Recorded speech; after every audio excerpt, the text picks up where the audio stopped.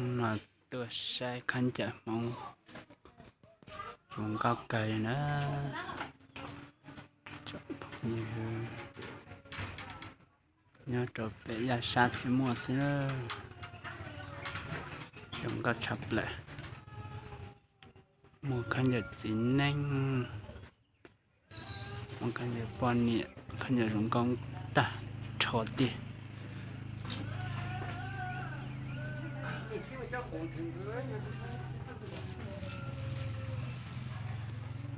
mua sấy mua chó chúng chập lại nữa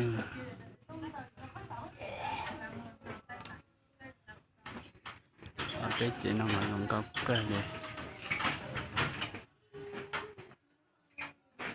chọi lên gì này sai này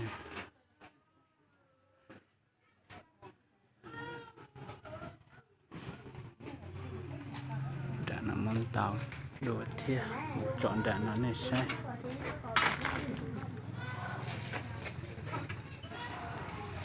dân đã nó là không có cây nữa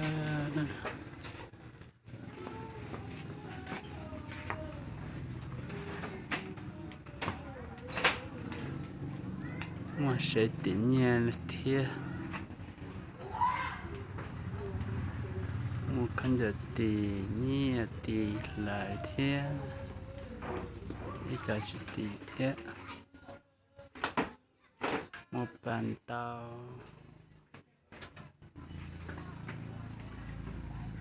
ô rộng cả cọc đa xì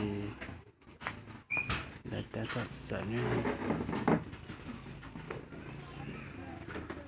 một khẩu gốc cả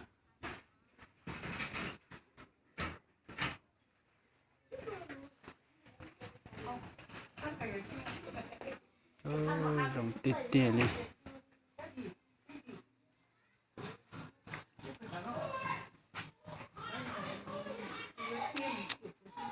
rộng tít tía đi nữa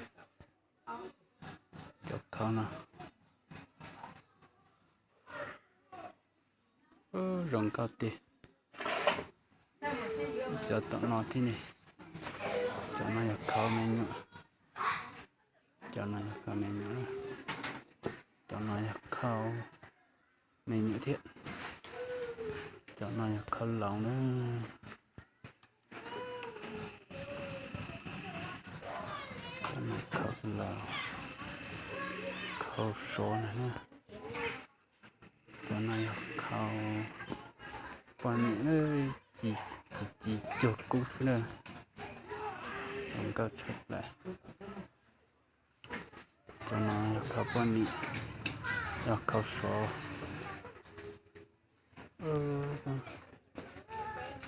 đã là mua nào mà khăn dạng mình đọc cháp lại nữa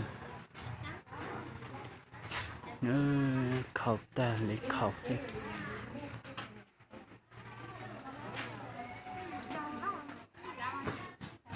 ta tạo sự tạo lên tạo sự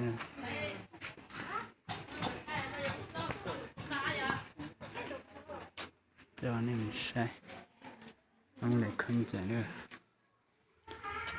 đào tít đi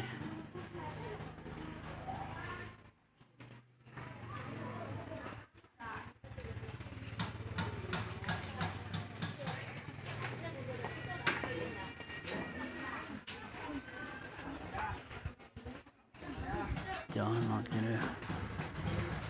cho nó thì dùng cọc cái này thế nữa cho bệnh nó thiệt cho bệnh nó thì dùng cọc cháp lại nữa lại thì sai vô tôi vô nữa chỉ ta vô sợ nữa tôi vô kia sen tàu cháp lại đi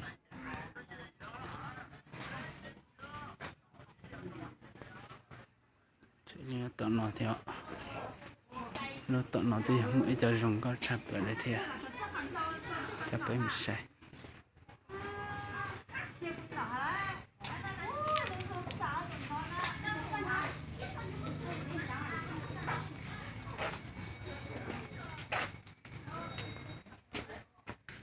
Mua gì đấy? Ừ? Mua gì đấy? Chọn chỉ cho vậy. Chọn thì trong Ừ, cỡ là tiền nhẹ để bắt tuần này vừa này. Bắt tuần vừa. Rồi họ tiền này lúc kia nó không chọn món lần tóc cả rồi. Để nó món tóc cực.